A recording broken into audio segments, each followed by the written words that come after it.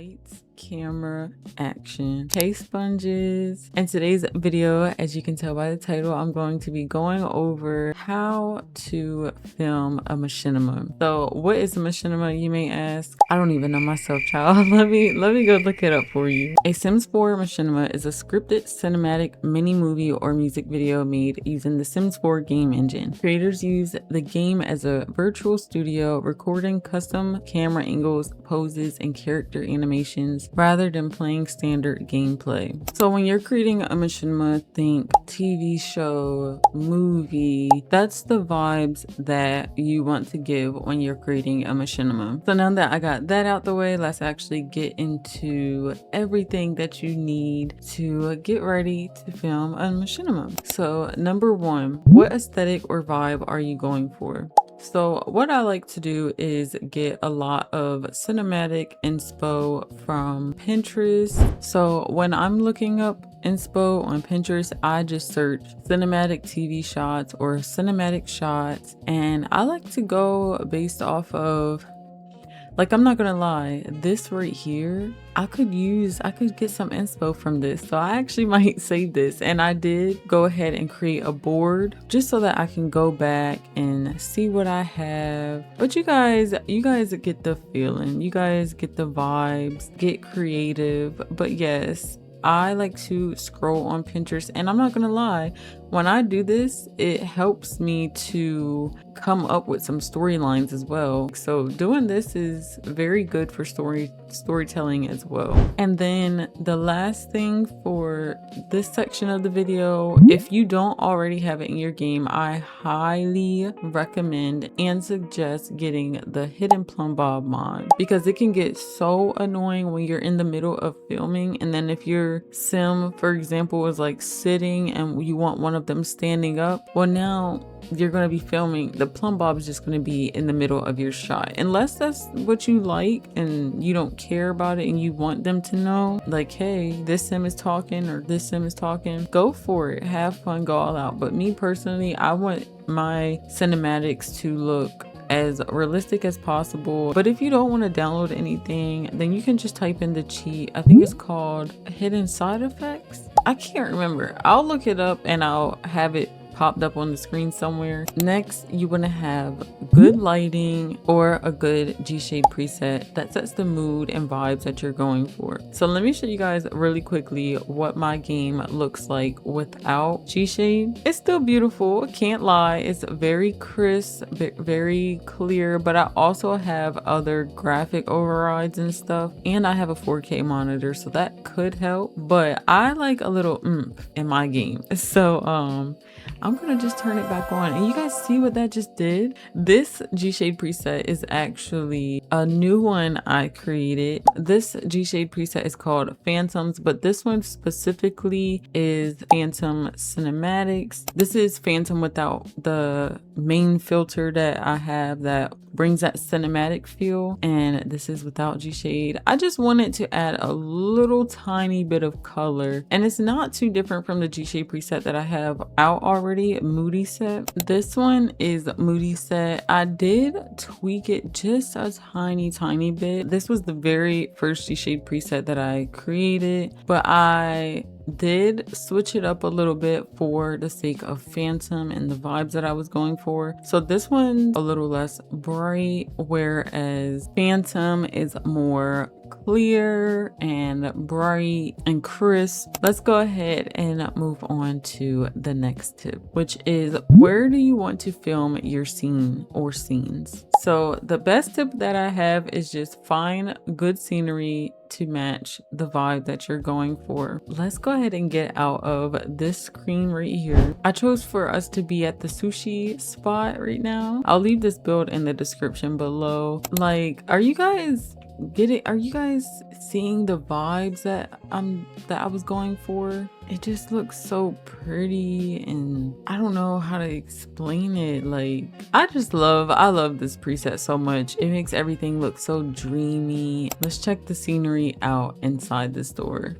So this is just chef's kiss, y'all. I don't want to move the camera too much because I know I get a little nauseous. G-shade really does change the game, y'all. Let me show you guys without.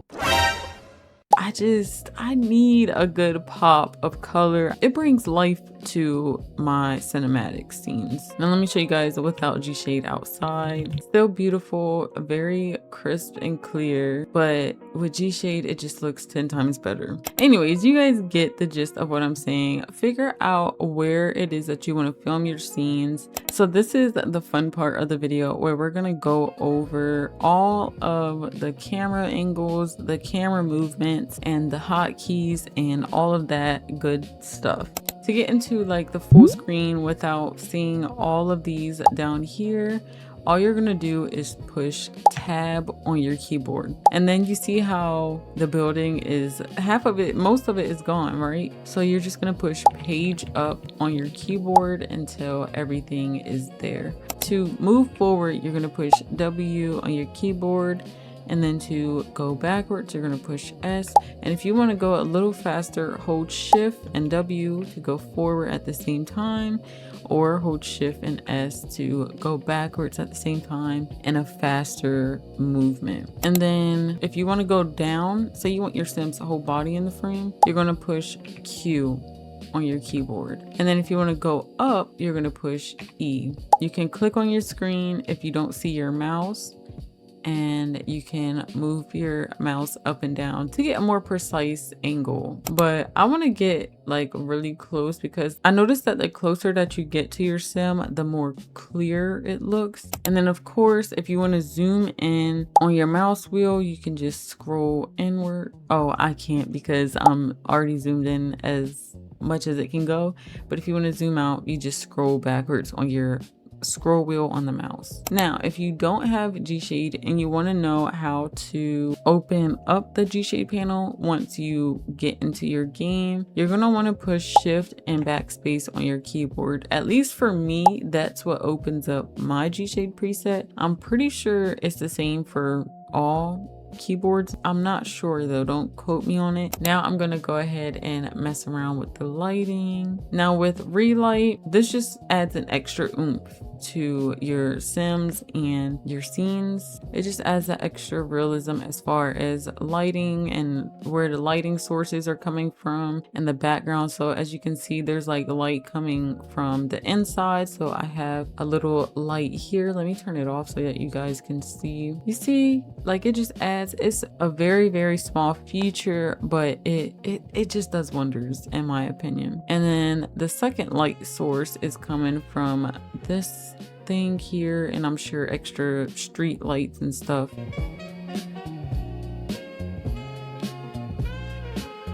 You guys see? Do you guys see what that just did? Like Adolf is still loading up in the background, but this, do you guys like, this is just beautiful. Okay, now for the fun part where you actually get into moving the camera and learning the camera hotkeys. The first things you're gonna wanna do is figure out what pose you want your sim in. So let me stop posing Cielo. And I actually wanna have her go inside. I usually come up here and type sit, and I'll choose like one of these seating animations. I actually wanna do one with a wine glass, so I'm gonna go and cast really quickly, guys. Okay, so I searched up the word wine. I'm gonna do that and then push play, and immediately your sim will go into the animation. So now I'm going to click on the seat and click align with, and boom, she snaps to the chair automatically. Now I got to figure out what camera angle I want to film her from. I think I want to get her from here. I'm gonna turn on my Adolf, and then I'm gonna set up my lighting.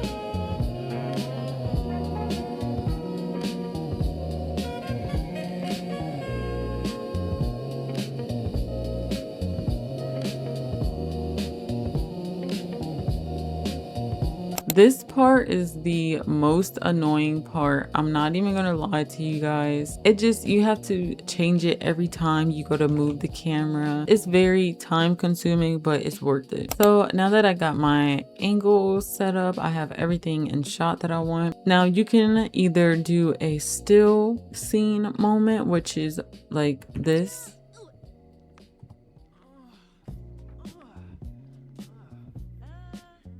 or you can have the camera panning in. Now, let me show you guys my settings for how slow the camera moves, because I like when the camera moves in slower. So when you have this tab open, you're going to want to go to default interpolator parameters. I don't know if I said that right. And you're going to want to look for the interpolator time, and I set mine to 25.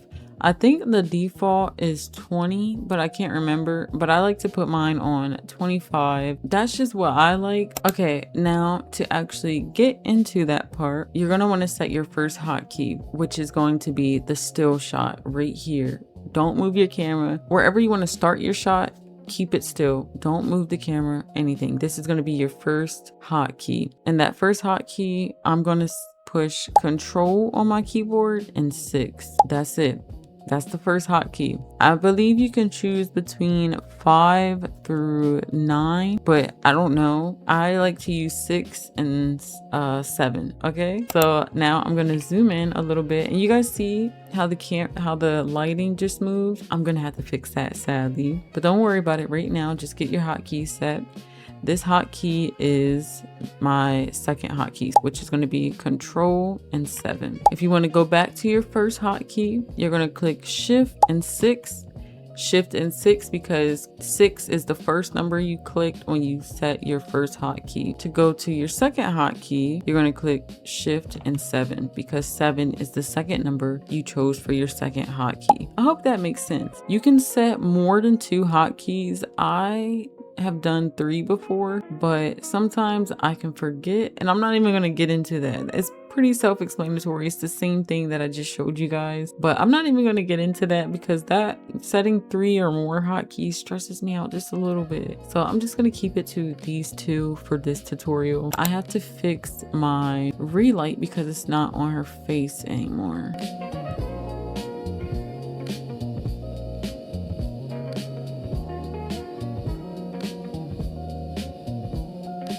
Click on the screen so your mouse disappears, but do not move your mouse anymore or you're going to lose this angle. You're going to want to push 1 and hold down on 7.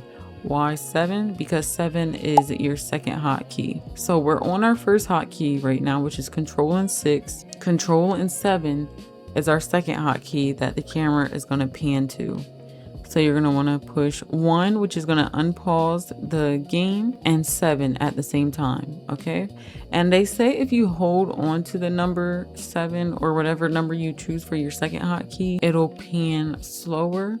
That's what I usually do. But this time I'm going to just push 1 and 7. I'm not going to hold the number 7. I'm going to just push them at the same time. And boom, there you have it. Ignore the people going back and forth between scenes. That part can be cut out, but this part right here is perfect. You see how it's like slowly panning in?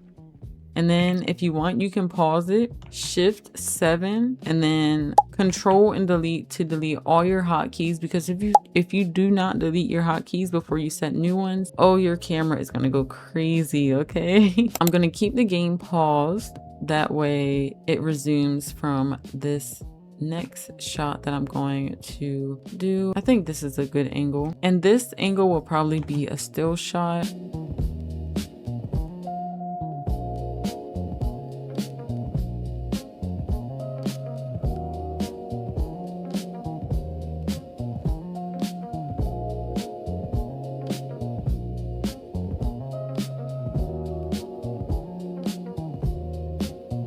I'm just going to push 1 on my keyboard.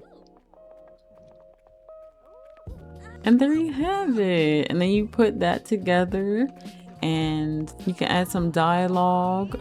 If you have some voice actors, you can add some voice actors. But that's how you do it. I hope that made sense because I am very bad at explaining things.